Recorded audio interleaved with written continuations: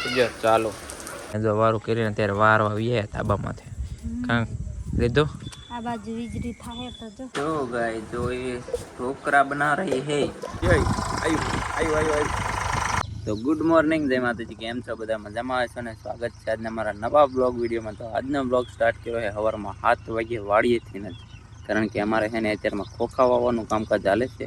11 number ખોખા વાવવાના છે ને વરસાદ આવી જાય છે તો અમારા પડામાં છે ને 15 દી તો હાલે એવું નથી થતું, એટલે છે ને ખોખા વાવવાની ઉતાવળ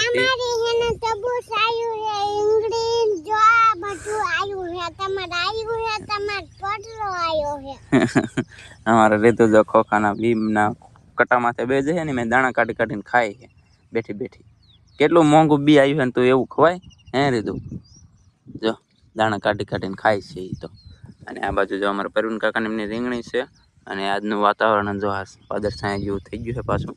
અને સામે ટ્રેક્ટર જાય છે, પાછળ પાછળ હાલ્યા જાય છે. કોક દાણા ખોલા રહે નહીં જોવા. અને આજ ખોખાવાનું કામકાજ ચાલુ કરી નાખ્યું. ખોખા અત્યારમાં વહી જશે એટલે પછી ધોરિયા નાખવાના છે ને પછી પાણી ચાલુ કરી દેવાનું એટલે ફટાફટ. આમ તો પેલા બાસા લઈને પાવાનું થાય છે. પાવાય નહીં લાવે કે સાંટવાય નહીં લાવે આવું બોલો. એમાં ક્યાં ખોખા વાયા નથી વાયા? હા આપણે વાયા છે.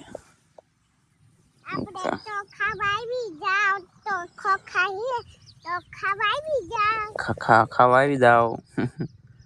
ચાલો કન્ટિન્યુ મેં રહેજો બ્લોગમાં.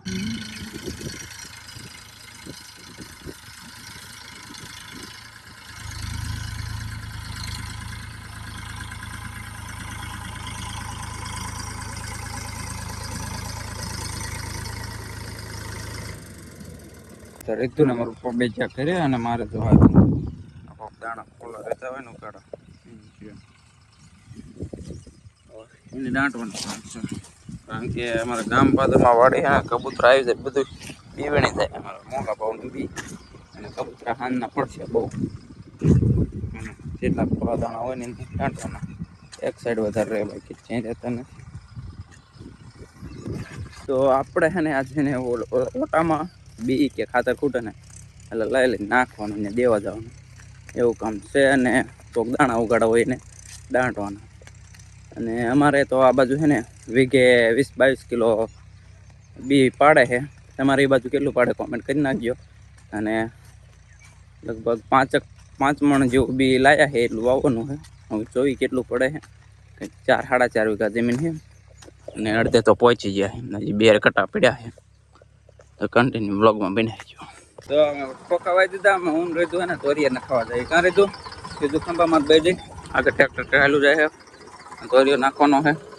પાવડો લઈ આવ્યો.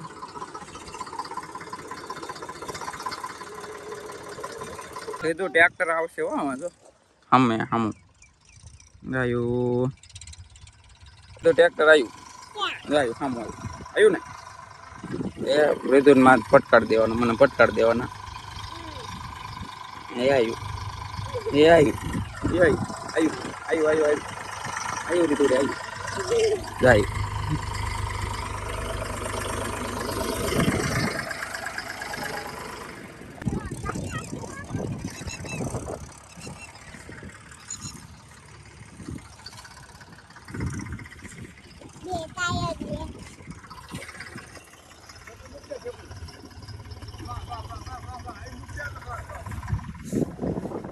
તો મિત્રો જો અમે છે ને દવા નથી એટલે ઘરે આવતા રહેતા. અત્યારે છે ને દવા લઈ આવ્યા ને પંપ લઈ લીધો ખંભે ને જો આ દવા છાંટવાની છે અમારે. તો અત્યારે બપોરો કર્યા ગરમા ગરમ કરથીને શાક ને બધું જમ્યા ને જો આ બધું જ તો જો રીતુને હુવરાવે છે કે ખાદ્યના વટકી એમને પીડ્યા છે.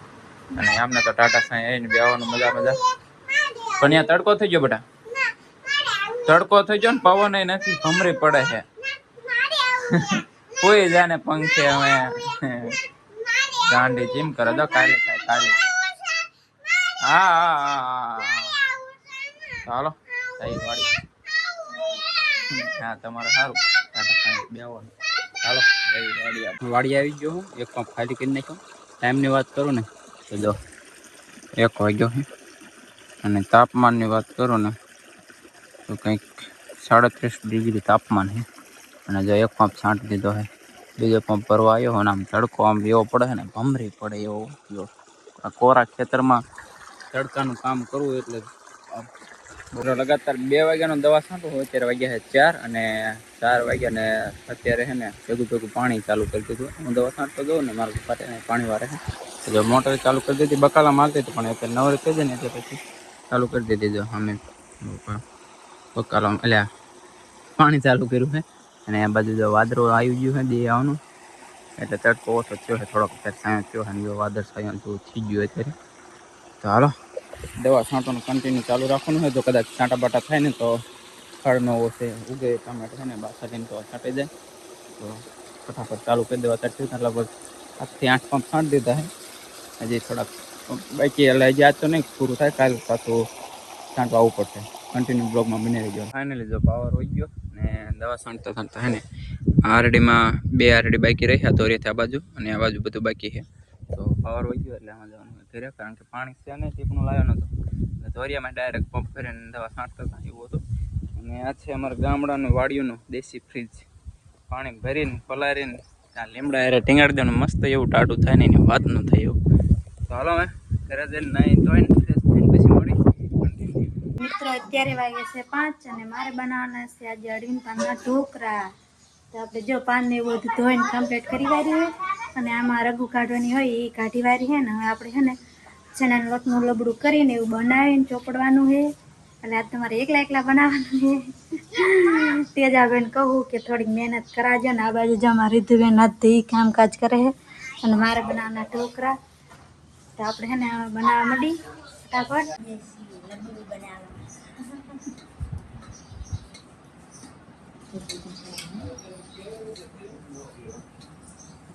તો મિત્રો જો હું વાડીએથી આવ્યો ને ત્યાં તો આમ જો કંઈક નવું બને છે. શું બને કઈ ખબર નથી. શું બનાવ ઢોકળા બનાવવાના છે. હે અડવીન પાનના ઢોકળા બનાવવાના છે. તેમાં જો ચણાના લોટનું રગડું બનાવવું. અડવીન પહેલી વાર પાનના બનાવી કેવા બને કે ખબર નહીં. આવડે તેજાબેન પૂછું હે. तो गाइस जो ये ढोकरा बना रही है अरविंद पान की, हमको तो आते नहीं है. तने आवड़े पेला મિત્રો એને સાયકલ આપવા જાતા. हाँ पे साइकिल कहा કરીને વિયા પાણી પીવા જાવી. અમારા તેદા ભાઈ આજ સારું કામ કરાવો એમ ભાઈ બેન સારું કામ કરાવવા બધું. નાખવાના ચારી. આ પાણીમાં નાખ. પાણી બી નહીં આવા.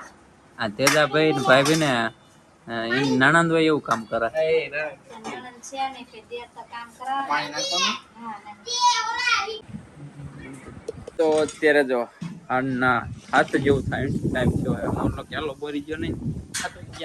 7 જેવો ટાઈમ થઈ ગયો હે ને આવડા જો આ ગાયો દોવે હે બે સાસુ ને વહુ બે ગાયો દોવે અને આ બાજુ જો વાદળ એક મસ્ત હાલ્યો આવે ઉપર ખોપું કાઢતું આમ જો હા સાબન પવન છેડ્યો હે જો કંઈક વાત મસ્ત બની ગયા કેવા બન્યા.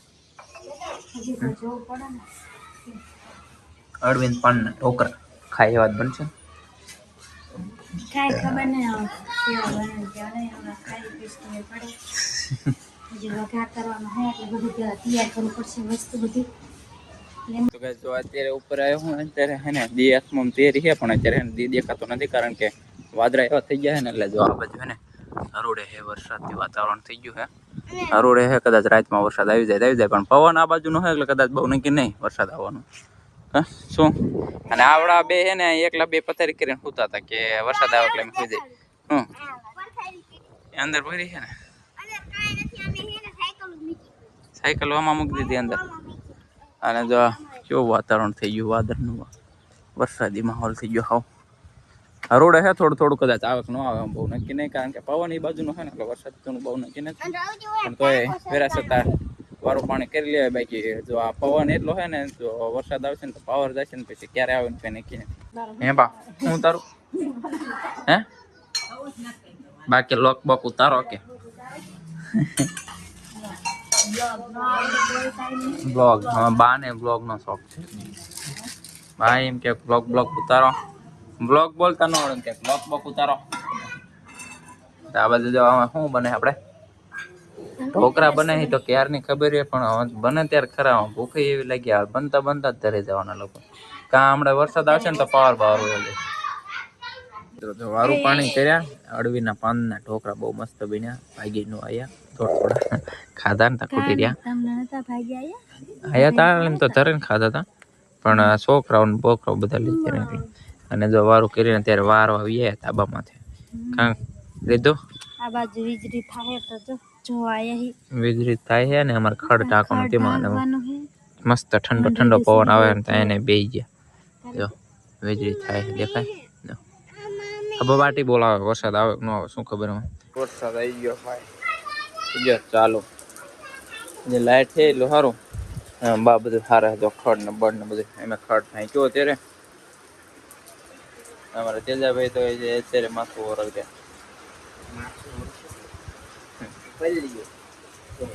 ગાયો વરસાદ પેલા ખડ ખાઈ લે ને તો ખડ નાખી દીધું થઈ ગયો એની ધારે. બધાને ગુડ નાઇટ કહી દે. હાલ બ્લોગ બહુ લાંબો થઈ ગયો. રીતો good night. Bye bye. Subscribe કરજો કહી દે. Bye bye. સબસ્ક્રાઇબ કરી નાખજો કહી દે. સબસ્ક્રાઇબ કરી લીધા. તમે તો મળશું કાલે સવારે નવા બ્લોગ સાથે. ત્યાં સુધી બધાને બાય બાય, ગુડ નાઇટ.